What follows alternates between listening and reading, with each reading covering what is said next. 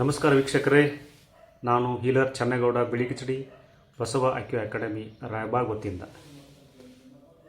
ಇವಾಗ ಸಾಮಾನ್ಯ ಜನರಲ್ಲಿ ಬಹಳಷ್ಟು ಜನರಲ್ಲಿ ಕಾಡುವಂಥ ಸಮಸ್ಯೆ ಏನಂದರೆ ಅಂಗಾಲು ಉರಿಯುವುದು, ಆಮೇಲೆ ಪಾದ ಜೂಮ್ ಬರುವುದು, ಸೆನ್ಸೇಷನ್ ಕಳೆದುಕೊಳ್ಳುವುದು, ಸ್ಪರ್ಶಜ್ಞಾನ ನಿಲ್ಲುವುದು, ಆಮೇಲೆ ಅಂಗಾಲಿನಲ್ಲಿ ಪಾದಲ್ಲಿ ಚುಂಚಿದಂತ ಆಗುವುದು, ಅಂಗಾಲಿನಲ್ಲಿ ಬಗ ಬಗ ಅಂತ ಉರಿಯುವುದು, ಇನ್ನೂ ಹಲವಾರು ಸಮಸ್ಯೆಗಳು ಇದ್ದೇ ಇರ್ತವೆ. ಇದಕ್ಕೆಲ್ಲ ಮೂಲ ಕಾರಣ ನಮ್ಮ ಟ್ರೆಡಿಷನಲ್ ಎನರ್ಜಿ ಮೆಡಿಸಿನ್ ಪ್ರಕಾರ ಇದರಲ್ಲಿ ಸ್ಪ್ಲೀನ್ ಮತ್ತು ಸ್ಟಮಕ್ ಮೆರಡಿನಲ್ಲಿ ಎನರ್ಜಿ ವ್ಯತ್ಯಾಸ ಆಗೋದರಿಂದ ಈ ಎಲ್ಲ ಸಮಸ್ಯೆಗಳು ಕಾಣುತ್ತವೆ. ಅಂದರೆ ಡೈಜೆಸ್ಟಿವ್ ಸಿಸ್ಟಮ್ ವೀಕ್ ಇರೋದರಿಂದ ಈ ಎಲ್ಲ ಸಮಸ್ಯೆಗಳು ಕಾಣ್ತಾ ಬರ್ತವೆ. ಇದಕ್ಕೆ ಮೂಲ ಕಾರಣ ಅಂದ್ರೆ ನಮ್ಮ ಅಂಗಾಲ ಕೊನೆಯವರೆಗೂ ಶಕ್ತಿಯ ಹರಿವು ಕಡಿಮೆ ಆಗಿರೋದರಿಂದ ಸ್ಪ್ಲೀನ್ ಮತ್ತು ಸ್ಟಮಕ್ ಮೆರಡಿನಲ್ಲಿ ಇದರಿಂದ ಈ ಎಲ್ಲ ಲಕ್ಷಣಗಳು ಕಾಣಿಕೊಳ್ಳುತ್ತವೆ. ಇದು ಡಯಾಬಿಟಿಕ್ ಇರಬಹುದು ಅಥವಾ ಡಯಾಬಿಟಿಕ್ ಇಲ್ಲದೇ ಇರಬಹುದು. ಇದನ್ನು ಯಾವ ರೀತಿ ನಮ್ಮ ಅಕ್ಯುಪ್ರೆಷರ್ ಮತ್ತು ಕಲರ್ ಥೆರಪಿ ಹಾಗೂ ನಮ್ಮ ಸಪ್ತ ಚಕ್ರಗಳಲ್ಲಿ ಈ ಸೋಲಾರ್ ಪ್ಲೆಕ್ಸಸ್ ಅದು ಸಹ ತೊಂದರೆ ಆಗಿರೋದ್ರಿಂದ ಎನರ್ಜಿ ವ್ಯತ್ಯಾಸ ಆಗೋದರಿಂದ ಈ ರೀತಿಯ ಸಮಸ್ಯೆಗಳು ಕಾಣುತ್ತವೆ. ಇವುಗಳನ್ನು ಯಾವ ರೀತಿ ನಾವು ಗುಣಪಡಿಸಿಕೊಳ್ಳಬೇಕು ಅನ್ನೋದನ್ನು ಹೇಳ್ತಾ ಹೋಗ್ತೀನಿ. ಮೊದಲಿಗೆ ನೀವು ನಮ್ಮ ಸುಜೋಗ ಥೆರಪಿ ಪ್ರಕಾರ ಅಕ್ಯುಪ್ರೆಷರ್ನಲ್ಲಿ ಇದನ್ನು ದೇಹದ ಮುಂಭಾಗ ಮತ್ತು ದೇಹದ ಹಿಂಭಾಗ ಅಂತ ಹೇಳ್ತಾರೆ. ಸುಜೋಗ ಪ್ರಕಾರ ಇದು ತಲೆ, ಇದು ಕುತ್ತಿಗೆ, ಇದು ಶ್ವಾಸಕೋಶ, ಇದು ಹೊಟ್ಟೆ, ಇದು ಸ್ಪ್ಲೀನು, ಆಮೇಲೆ ಇದು ದೊಡ್ಡ ಕಾಲು, ಇವೆರಡು ಕಾಲುಗಳು, ಇವೆರಡು ಕೈಗಳು. ಇದರಲ್ಲಿ ಮೊದಲನೇದಾಗಿ ಸ್ಟಮಕ್ ರಿಫ್ಲೆಕ್ಸ್. ಇದರ ಸ್ಟಮಕ್ ರಿಫ್ಲೆಕ್ಸು. ಈ ಸ್ಟಮಕ್ ರಿಫ್ಲೆಕ್ಸನ್ನು ಡೈಲಿ ಒಂದು 10 ಟೈಮ್ಸ್ ಪ್ರೆಸ್ ಮಾಡಿ, ಅದರ ಜೊತೆಗೆ ಸ್ಪ್ಲೀನ್ ರಿಫ್ಲೆಕ್ಸ್, ಇದನ್ನು ಸ್ಪ್ಲೀನ್ ರಿಫ್ಲೆಕ್ಸ್ ಅಂತ ಹೇಳ್ತಾರೆ.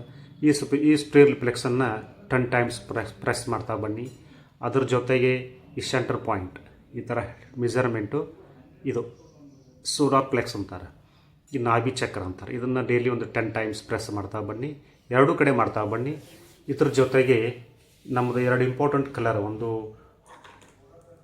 ಡೈಜೆಸ್ಟಿವ್ ಸಿಸ್ಟಮ್ನ ಕಂಟ್ರೋಲ್ ಮಾಡುವಂಥದ್ದು ಪೃಥ್ವಿ ತತ್ವ ಯೆಲ್ಲೋ ಕಲರು, ಹಾಗೆ ಸರ್ಕ್ಯುಲೇಷನ್ ನಾವು ಕಂಟ್ರೋಲ್ ಮಾಡೋದು ನಮ್ಮದು ಇದು ಆಕಾಶನಲ್ಲಿ. ಈ 2 ಕಲರನ್ನು ನೀವು ಮೊದಲು ಪ್ರೆಸ್ ಮಾಡ್ತಾ ಬನ್ನಿ. Stomach reflux, stomach reflex press ಮಾಡಿದ ಮೇಲೆ ಯೆಲ್ಲೋ ಕಲರ್ ಅಪ್ಲೈ ಮಾಡಿ. ಅದೇ ರೀತಿ ಸ್ಪ್ಲೀನ್ ರಿಫ್ಲೆಕ್ಸನ್ನು ಪ್ರೆಸ್ ಮಾಡಿ 10 ಟೈಮ್ಸು, ಅದರ ಮೇಲೆ ಯೆಲ್ಲೋ ಕಲರ್ ಹಾಕ್ತಾ ಬನ್ನಿ. ಹಾಗೆಯೇ ಸೋಲಾರ್ ಪ್ಲೆಕ್ಸ್ ಇಲ್ಲದ ನೋಡಿ, ಇದನ್ನು 10 ಟೈಮ್ಸ್ ಪ್ರೆಸ್ ಮಾಡಿ ಯೆಲ್ಲೋ ಕಲರ್ ಹಾಕಿ,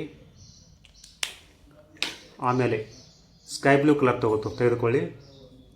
ಇದನ್ನು ಎಲ್ಲಿ ಮೊದಲು ನೀವು ಸೋಲಾರ್ ಪ್ಲೆಕ್ಸ್ ಹಾಕಿದ್ರಲ್ಲ, ಇದು ನಮ್ಮ ಸ್ಟಮಕ್ ರಿಫ್ಲೆಕ್ಸ್, ಯೆಲ್ಲೋ ಕಲರ್ ಸುತ್ತ ಸ್ಕೈ ಬ್ಲೂ ಕಲರ್ ಹಾಕಿ, ಅದರ ಜೊತೆ ಸ್ಪ್ಲೀನ್ ರಿಫ್ಲೆಕ್ಸ್ ಇಲ್ಲಿ ಪ್ರೆಸ್ ಮಾಡಿದ್ವಿ, ಯೆಲ್ಲೋ ಕಲರ್ ಸುತ್ತ ಸ್ಕೈ ಬ್ಲೂ ಕಲರ್ ಹಾಕಿ, ಅದರ ಜೊತೆ ಸೋಲಾರ್ ಪ್ಲೆಕ್ಸ್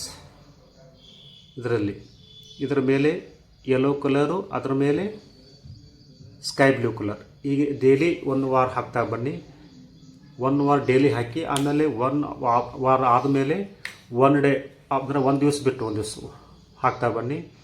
ಅದರ ಜೊತೆಗೆ ಇದಕ್ಕೆಲ್ಲ ಮೂಲ ಕಾರಣ ಇನ್ನೊಂದು, ನಮ್ಮ ಆಹಾರ ಶೈಲಿಯಲ್ಲಿ ವ್ಯತ್ಯಾಸ ಆಗೋದ್ರಿಂದ ನಮ್ಮ ಸ್ಟಮಕ್ಕು ಮತ್ತು ಸ್ಪ್ಲೀನ್ ಹೇಗೆ ನಮ್ಮದು ವೀಕ್ ಆಗ್ತಾವಂತಂದ್ರೆ ಹೆಚ್ಚು ಡೈಲಿ ಸ್ವೀಟ್ ತಿನ್ನೋದು, ಹಾಗೆಯೇ ಡೈರಿ ಉತ್ಪನ್ನಗಳು, ಹಾಲು, ಮೊಸರು, ಮಜ್ಜಿಗೆ, ತುಪ್ಪ ಜಾಸ್ತಿ ಉಪಯೋಗ ಮಾಡುವುದು, ಇವನ್ನೆಲ್ಲ 2-3 ವಾರ ಕಡಿಮೆ ಮಾಡ್ತಾ ಬನ್ನಿ. ಹಾಗೆಯೇ ಇನ್ನೊಂದು ಸೋಲಾರ್ ಪ್ಲೆಕ್ಸನ್ನು ಮಣಿಪುರ ಚಕ್ರ ಅಂತಾರೆ, ಸಪ್ತ ಚಕ್ರಗಳಲ್ಲಿ. ಅದನ್ನು ನಾವು ಹೇಗೆ ಬ್ಯಾಲೆನ್ಸ್ ಮಾಡೋದು ಅಂದರೆ, ಒಂದು ಹೀಲಿಂಗ್ ಕೋಡ್ ಬರ್ತದೆ. ಅದು ಹೀಲಿಂಗ್ ಕೋಡ್ ಏನಂದರೆ 8. ಇದನ್ನು ನೀವು ಲೆಫ್ಟ್ ಹ್ಯಾಂಡ್ನಲ್ಲಿ 8 0 0 3 0 1 1 ಈ ಥರ 8 0 0 3 0 1 1 ಅಂತ ಯೆಲ್ಲೋ ಕಲರ್ನಲ್ಲಿ ಬರ್ಕೋಬೇಕು. ಡೈಲಿ ಯೆಲ್ಲೋ ಕಲರ್ನಲ್ಲಿ ಇದನ್ನು ಡೈಲಿ ಬರ್ತಾ ಬನ್ನಿ. ನಾವು ಕಾಣಿಸ್ತಲ್ಲ, ಅದಕ್ಕೆ ನಾನು ಬ್ಲೂ ಕಲರ್ ಬರೆದಿದ್ದೇನೆ. ನೀವು ಡೈಲಿ ಹಳದಿ ಸ್ಕೆಚ್ ಪೆನ್ನಿಂದ 8 0 0 3 0 0 1 1 ಅಂತ ಈ ಲೆಫ್ಟ್ ಹ್ಯಾಂಡ್ ಇದರಲ್ಲೇ ರಿಫ್ಟ್ ಕೆಳಗಡೆ ಬರ್ತಾ ಬನ್ನಿ. ಇದರಿಂದ ನಿಮ್ಮದು ಸೋಲಾರ್ ಪ್ಲೆಕ್ಸ್ ಅಥವಾ ಮಣಿಪುರ ಚಕ್ರ ಬ್ಯಾಲೆನ್ಸ್ ಆಗ್ತಾ ಬರ್ತದೆ. ಇದರಿಂದ ನಿಮ್ಮದು ಡೈಜೆಸ್ಟಿವ್ ಸಿಸ್ಟಮ್ ಇಂಪ್ರೂವ್ಮೆಂಟ್ ಆಗಿ ಈ ಎಲ್ಲ ಲಕ್ಷಣಗಳು ಕಡಿಮೆ ಆಗ್ತಾ ಬರುತ್ತವೆ. ಇನ್ನು ನಿಮಗೆ ಹೆಚ್ಚಿನ ಏನಾದರೂ ವಿಡಿಯೋ ಬೇಕಾದರೆ ಕಾಮೆಂಟ್ ಮಾಡಿ, ನಮ್ಮ ಮುಂದೆ ವಿಡಿಯೋ ಮಾಡ್ತಾ ಬರ್ತೀನಿ. Thank you.